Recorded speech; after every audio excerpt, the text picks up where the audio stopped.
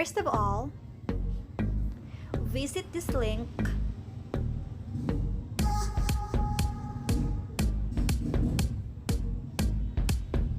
and click Become a Tester. Once done, head to the Google Play Store and install the Keyboard.